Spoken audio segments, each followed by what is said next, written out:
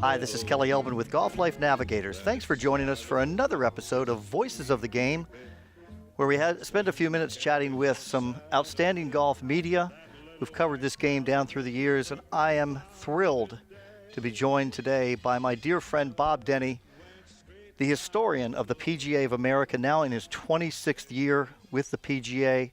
Bob, thanks so much for spending a few minutes. My pleasure.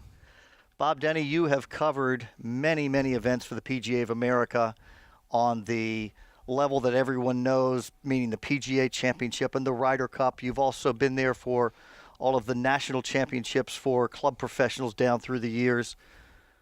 But before you came to work for the PGA, you worked for the Cedar Rapids Gazette in Iowa, your native, being a native Iowan. And back in the mid-'80s, you went to the home of Coach George Raveling, at that time, the men's basketball coach at Iowa, to do a story related to Martin Luther King that ultimately went way beyond what you had ever imagined. Kind of walk us through the history of that day. Well, the visit to George in Coralville, Iowa, at his home was really sparked by my dream to build a biography of his life. And so I'd spent the previous month visiting places in George's career and through his youth, spanning Philadelphia, Villanova University, and Washington, D.C. I learned by accident that his pseudo-godparents were Dr. Woodrow Wilson and his wife, who actually, he was a dentist in Wilmington, Delaware. So I went to the home, got into the story, and it talked about George's life. And they said, by the way, did you know that George and my son were standing next to the man? I said, what man? They said, well, that was Dr. Martin Luther King at the March on Washington. I said, oh, really? The speech. Yes. And so, meanwhile, he pulls out of a magazine, of Ebony magazine, and delivers it to me on the sofa, and he says, don't you recognize that? That's Coach Raveling with standing next to Martin Luther King on the cover of that magazine. And I had a mild shock for a moment. Sure. And he says, yeah, you better talk to George about the march. So I couldn't get home to Iowa fast enough from Wilmington, Delaware, and once we got there, I was able to arrange an interview with George, went to his home in Coralville, and we got to talking, and I said, George, after talking to Dr. Wilson, he mentioned that you had, so really got interested through him in the social and civil rights movement and how you got. Could you tell me more about that? He says, yeah, I was able to be a security guard up there that day, as you know, with standing next to Dr. King. And after it was over with, I asked him for a copy of the speech, and he gave it to me. The actual copy? The actual copy. He just reached into the pocket, and it was folded, and he gave it to George.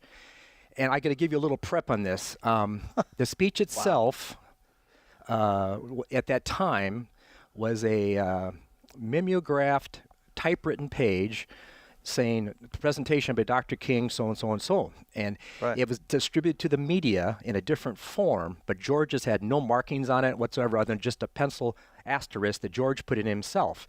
And so let's get to more and more about this. So George says, yeah, I have a copy of the speech. And I'm like, you what? You have a copy of the speech? Yeah, right. I have the copy of the speech. The original. So we went down to his basement. Oh, so it's in his home there as you're talking to him. And he has all his books and all his cases in the basement, and we're searching the basement. And he pulls out a copy of Harry Truman's biography, signed by Truman, opens it up, and there's the speech. And he gives it to me. And I said, I couldn't believe it. Yeah. And I said, well, where's the words, I have a dream, that famous passage. Of course. And as it turned out, he had lived that part. Mr. King did. Mr. King did. He'd previously given that speech. Dr. King had given that speech at another opportunity, I think in Detroit, at some time. The history's they do have a record of that. And he came back and he used that at the right moment to close that speech, which became like a 15-minute speech. Yeah. CBS did a wonderful documentary on this whole thing with George Raveling. So there we have the speech, and he says, yes, why don't you hold on to it and do what you want and then bring it back. Well, I had it museum framed after I had it photographed. Sure. And I ran the story in the Cedar Rapids Gazette on Martin Luther King's birthday of 1984. And I used that to set off my interest in trying to build stories around Coach Raveling, and so forth. And, sure. And George became a great friend over the years. And I'm just so happy that I can be among his many, many friends in the world. But He was at the close of the biography on CBS. He mentioned that he's had many offers to try to for those that wanted to purchase a speech, but he's never sold it. But his famous line at the end was, "I like to think that my parents and my grandparents taught me something that not everything in life equates to money." I thought that was a great way he sells it. So his speech has been in a vault in Los Angeles, very safe, and Right.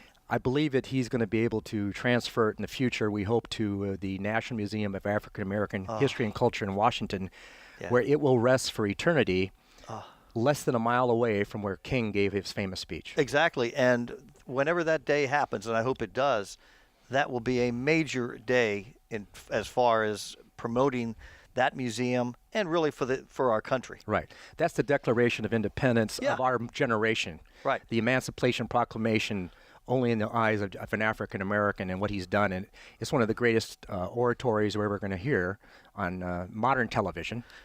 There's no question. Bob, I know you're extremely proud of all the work that you've done at the PGA of America and have so many highlights, but I have to imagine that this particular story, based on the ramifications, the historical ramifications, has to rank right up there with the things that you've been able to accomplish in your life. I've never been able to play in a major championship, but this was my major.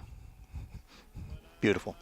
Bob Denney, historian of the PGA of America, one of the real fans not only of golfers, but certainly of PGA golf professionals, club professionals throughout the country, and a real historian of our nation. Bob, thanks so much for joining us. My pleasure.